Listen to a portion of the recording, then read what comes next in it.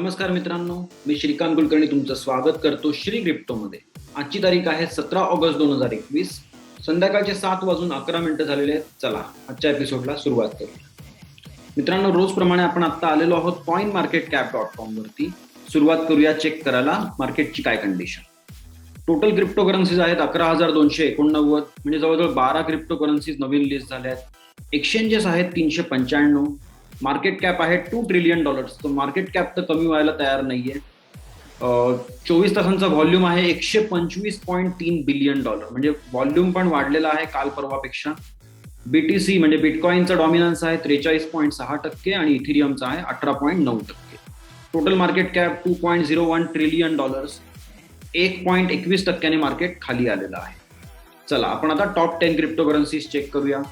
पहिल्या नंबरवरती बिटकॉइन $46,525 0.28% कमी झालाय 24 तासांमध्ये आणि 2.21% वाढलाय 7 दिवसांच्या मानाने. इथिरियम आहे दुसऱ्या नंबरवरती $3,243 0.32% वाढलाय 24 तासांमध्ये आणि 2.5% वाढलाय 7 दिवसांच्या मानाने. बायनान्स कॉइन म्हणजे BNB जो आहे तो तिसऱ्या नंबरला आहे $430.88 1% वाढलाय 24 तासांमध्ये आणि 17.20% वाढलेला आहे 7 दिवसांमध्ये. कार्डानो चौथ्या नंबरवरती ADA $2.08 जवळजवळ 2% कमी झालाय 24 तासांमध्ये आणि 33.17% वाढलाय 7 दिवसांमध्ये. टेदर 5व्या नंबरला स्टेबल कॉइन आहे तर $1 आहे. रिपल 6व्या नंबरवरती $1.20 कालपेक्षा 5 सेंटने कमी झालाय, 4.5% कमी झालेला आहे कालपेक्षा, या वेळेपेक्षा कालच्या. 42.94% वाढलाय 7 दिवसांच्या मागे. काल आपण जेव्हा डिस्कस केलं होतं किंवा रेकॉर्ड केलं होतं तेव्हा एक्झॅक्टली $1.25 होता, त्या हिशोबाने 5 सेंटने कमी झालाय. पण आता या वेळेनुसार जर 24 तासांपूर्वीचा चेक केलं व्हॅल्यू तर 4.5% कमी झालेला आहे. डोज कॉइन 7व्या नंबरवरती $0.3293 म्हणजे 32.93 सेंटला आहे, 1% कमी झाला 24 तासांमध्ये आणि 30% वाढलाय 7 दिवसांच्या मानाने. 8व्या नंबरवरती USDC $1 स्टेबल कॉइन आहे. पोल्काडॉट आता आहे $26 7% वाढलाय 24 तासांमध्ये आणि 24.83% वाढलाय 7 दिवसांमध्ये. सोलाना 10व्या नंबरवरतीच आहे, सो काही त्याच्यामध्ये लॉस होण्याऐवजी उलटा आणखीन ग्रोथ झालेली आहे. $69.28 आहे, आता जवळजवळ 10.5% वाढलाय 24 तासांमध्ये आणि 70.28% वाढलाय 7 दिवसांमध्ये. म्हणजे जवळजवळ FD ला वगैरे 10 वर्ष कमवायला लागतील तेवढा ग्रोथ सोलानाने 7 दिवसांमध्ये दिलेला आहे. टॉप 10 बघून झालेले आहेत आपले. आपण क्रिप्टोकरन्सी जगतातल्या बातम्यांकडे वळूया. When Dogecoin moon, on-chain data and trading volume suggest soon. तर क्रिप्टोकरन्सीमध्ये when moon, when Bitcoin moon, when Litecoin moon किंवा मग we are going to the moon हे असं म्हणायची पद्धत आहे. म्हणजे प्राइस प्रचंड वाढणार आहे असा त्याचा अर्थ आहे. थोडक्यात या प्रश्नाचा पहिला अर्थ काय आहे की when Dogecoin moon म्हणजे डोजकॉइनची प्राइस कधी वाढणार थोडक्यात. तर यांनी उत्तर त्याचं दिलेलं आहे हेडलाईन मध्येच की on chain data and trading volume suggest soon. So लवकरच डोजकॉइन जो होता तो खूप खूप खूप कमी व्हॅल्युएशनला म्हणजे कमी प्राइसला मिळायचा पूर्वी. त्यानंतर जानेवारीमध्ये मला आठवतं मी जेव्हा बघितलं होतं किंवा घेतले होते तर त्यावेळी त्याची प्राइस चालू होती 60 पैशाला तो मिळत होता, 60 ते 65 पैशाला जास्तीत जास्त. जानेवारीच्या पण एंडला, जानेवारी 2021च्या एंडला. त्याच्या आधी जर बघितलं तर आणखीन कमी प्राइस. आणि नंतर एप्रिलच्या मध्यभागी जवळजवळ $38 होता आणि मे मध्ये जेव्हा एकदम हाय गेला होता तेव्हा $58 होता. ओके, सो जवळजवळ हाय त्याचा जो हायएस्ट आहे तो 73 सेंट आहे. भारतामध्ये थोडीशी प्राइस जास्त असते त्यामुळे $58 आसपास तो पोहोचला होता. असो, तर ऑन चेन ऍक्टिव्हिटी जेव्हा अॅनलाइज केली जाते तेव्हा ट्रान्झॅक्शन्स काय चालू आहेत, टोटल ट्रान्झॅक्शन्स किती आहेत पर डे किंवा मग ब्लॉक रिकामे आहेत का, तसंच आणखीन चेक करतात की ट्रेडिंग व्हॉल्यूम किती आहे एक्सचेंजेसवरचा, डिसेंट्रलाइज्ड एक्सचेंजेसमध्ये काही डिमांड आहे का, हे सगळं अॅनलाइज केलं जातं. आणि मग त्यांना अंदाज येतो की जर समजा व्हॉल्यूम वाढलेला आहे, युजर बेस वाढलेला आहे, एक्सचेंजेस मधून बाहेर काढले जात आहेत मोठ्या क्वांटिटीमध्ये, तर त्यांना अंदाज येतो की आता या पर्टिक्युलर कॉइनची प्राइस वाढणार आहे. तर त्यांचा अंदाज आत्ताचा असा आहे की प्राइस बहुधा वाढू शकते डोज कॉइनची. पुढे analyst say $46,500 is the key level for bitcoin to flip to support.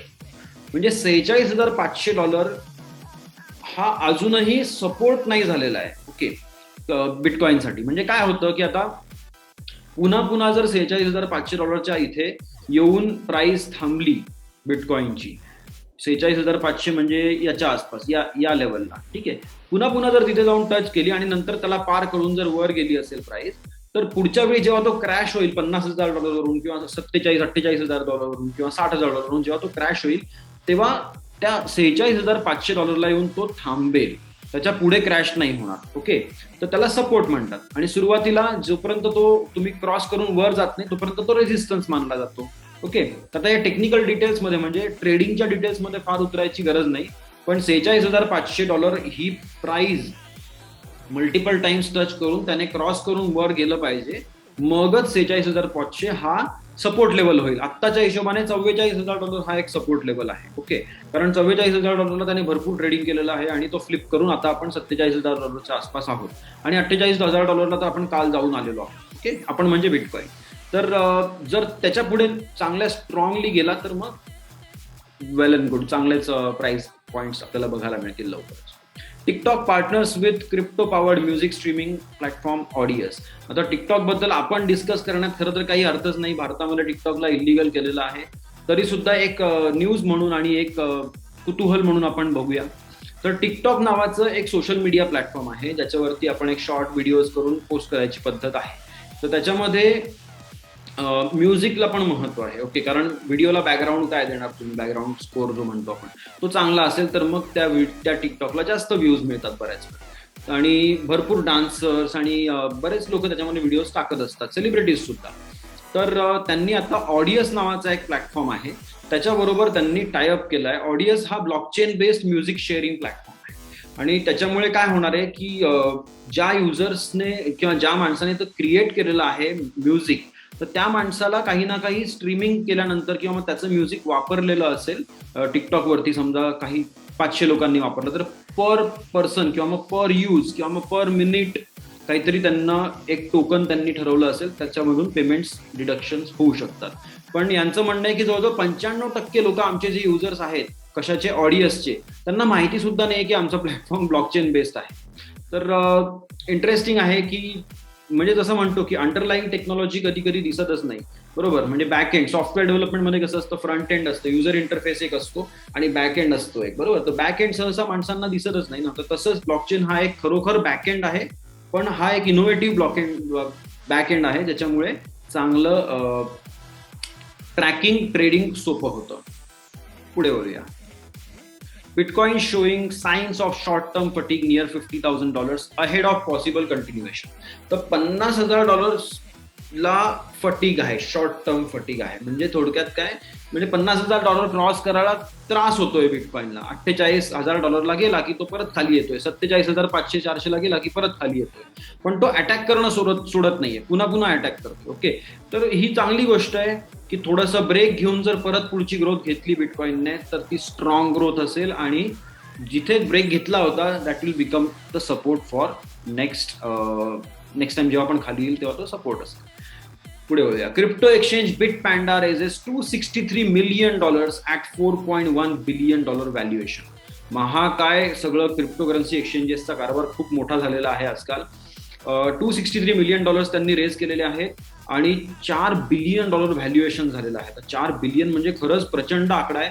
जवळजवळ 25,000 करोड रुपये त्यांचं व्हॅल्युएशन होणार आहे ही पेमेंट त्यांना मिळाल्यावरती. तर ऑस्ट्रियामधलं हे एक्सचेंज आहे आणि आत्ताच 4-5 महिन्यापूर्वी ते युनिकॉर्न झाले होते, म्हणजे $1 billion पोहोचले होते आणि 1 वरतून आता पुढचा राऊंड उचलून ते $263 million राऊंड उचलून ते $4 billion पोहोचले. सो प्रचंड फास्ट ग्रोथ आता होते आणि युरोपमधलं हे सगळ्यात फास्टेस्ट एक्सचेंज आहे, रादर फास्टेस्ट ग्रोईंग एक्सचेंज आहे, ऑस्ट्रियामध्ये बेस्ड आहे.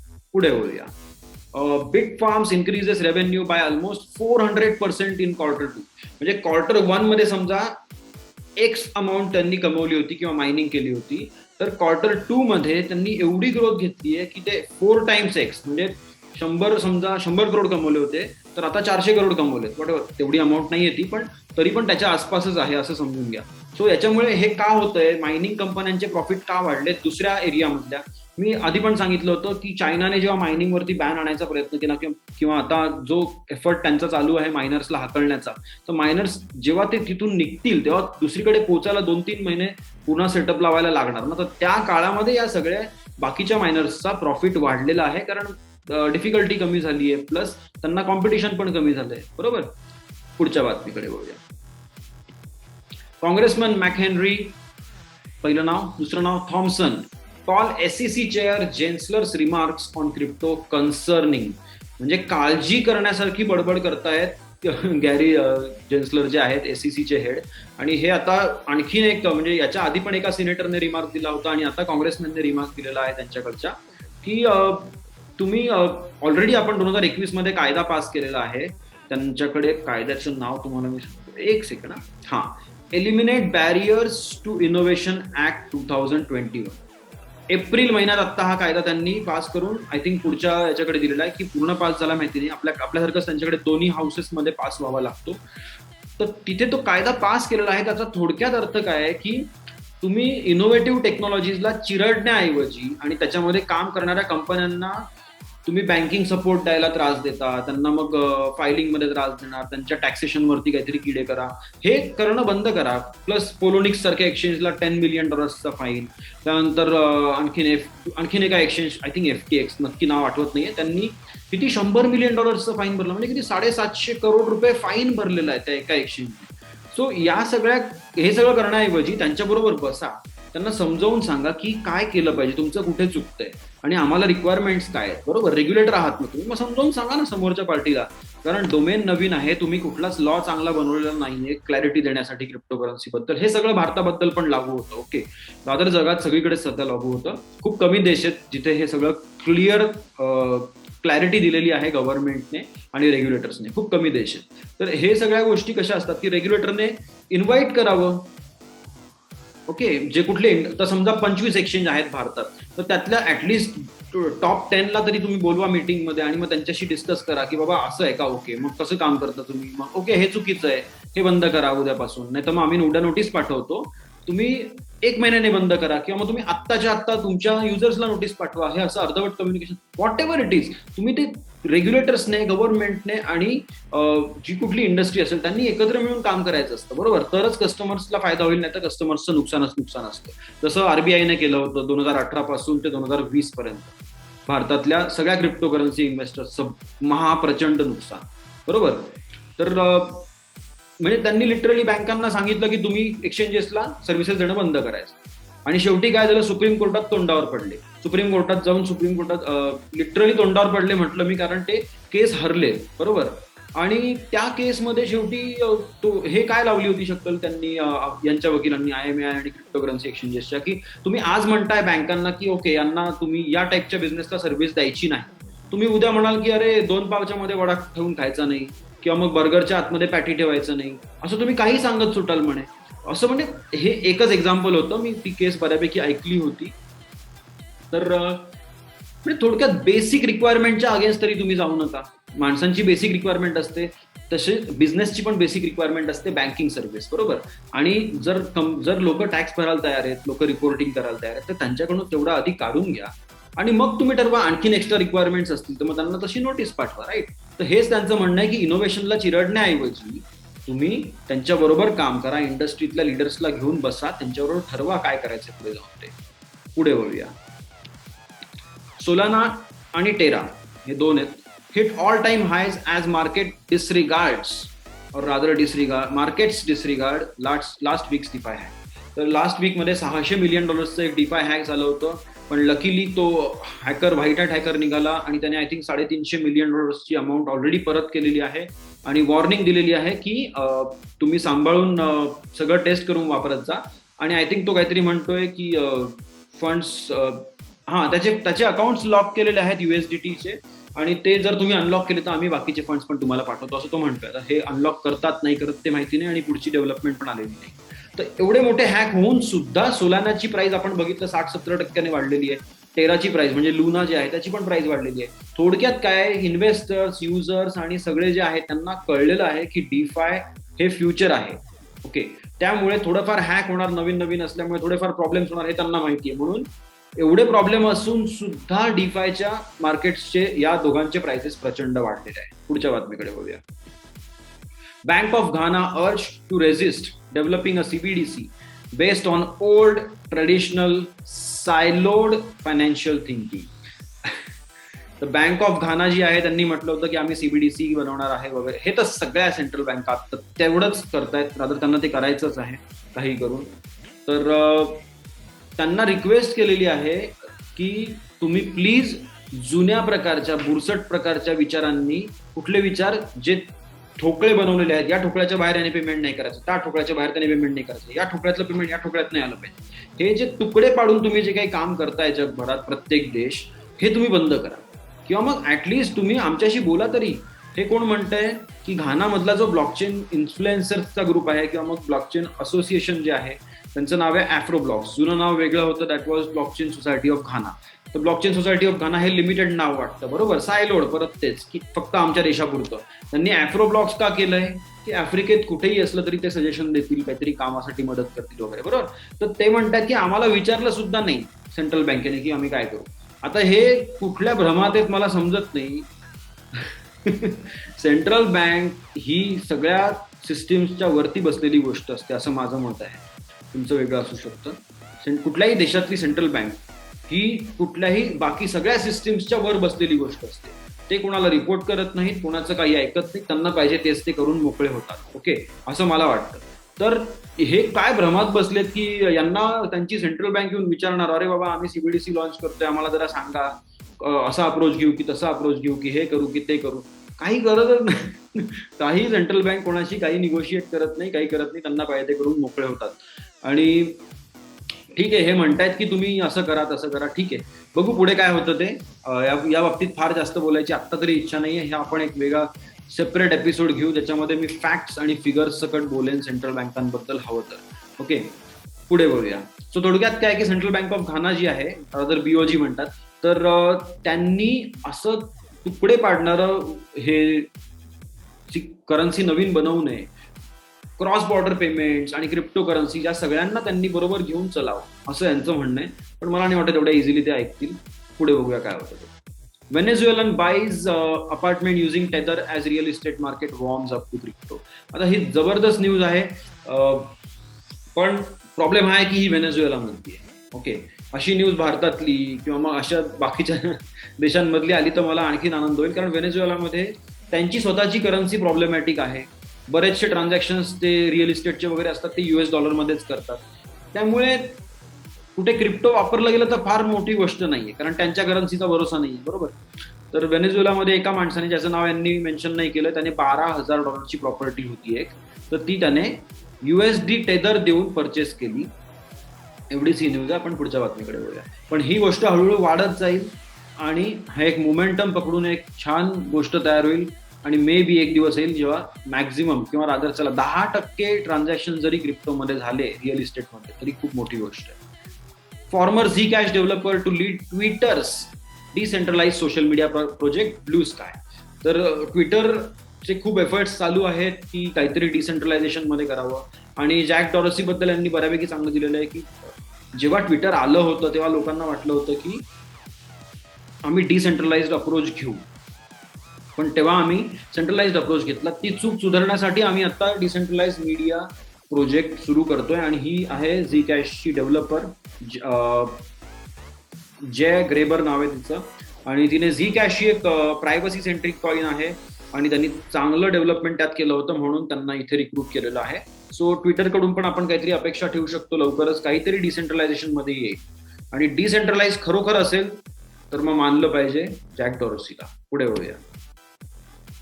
Finder's expert panel suggests Litecoin price to spike more than 40% आणि कुठे पोहोचेल $266 per Litecoin by year's end. तर फाइंडर जी कंपनी आहे जी सर्वेज वगैरे करून असा डेटा कलेक्ट करून सगळं प्रेझेंट करत असते, तर त्यांनी एक्सपर्ट पॅनल बनवलं होतं आणि त्या पॅनल मधल्या मॅक्सिमम लोकांचं असं म्हणणं आहे की लाईटकॉइनची प्राइस कमीत कमी 40% वाढेल या वर्षाच्या एंड पर्यंत. आणि हे त्यांचं म्हणणं होतं. बाकी काही लोक म्हणतायत की टॉप 10 मध्ये आता लाईटकॉइन राहिलेला नाहीये. नंतर बरेचसे अदर प्रोजेक्ट्स आहेत, वेगवेगळ्या प्रकारचे मॉडर्न प्रोजेक्ट्स की ज्यांनी लाईटकॉईनला मागे ढकलून दिले, 14व्या-15व्या नंबरवरती जाऊन पोहोचलाय. तर परत पुढे येण्याची शक्यता नाहीये असं त्यांचं म्हणणं आहे. पण मी त्यांच्याशी सहमत नाहीये. मला वाटतं लाईटकॉईन टॉप 10 मध्येच राहील रेग्युलर बेसिसवरती आणखीन 2-4 वर्ष तरी असं वाटतंय. पण तिथे यायला त्याला आधी एक ग्रोथ सायकल कम्प्लीट करायला लागेल आणि विदिन 2 to 3 मंथ्स ती ग्रोथ सायकल येईल असं हे पण म्हणतायत आणि मला पण तेच वाटतंय की थोडीशी ग्रोथ लाईटकॉईन मध्ये येऊ शकते आणि टॉप 10 मध्ये येऊन तो बसू शकतो पुन्हा एकदा. सो आजच्या एपिसोडला आपण या चांगल्या नोटवरती पूर्णविराम घेण्याच्या आधी फक्त एक 10 सेकंद द्या. मी पटकन coinmarketcap.com रिफ्रेश करतो आणि तुम्हाला सांगतो की 17 ऑगस्ट 2021 संध्याकाळी 7:30 वाजता रात्र 7:33 बिटकॉइन होता $46,385.29. मी श्रीकांत कुलकर्णी तुमचा निरोप घेतो. आजच्या एपिसोडमधून उद्याच्या एपिसोडमध्ये पुन्हा एकदा भेटूया. तोपर्यंत bye the tips and order. Bye guys.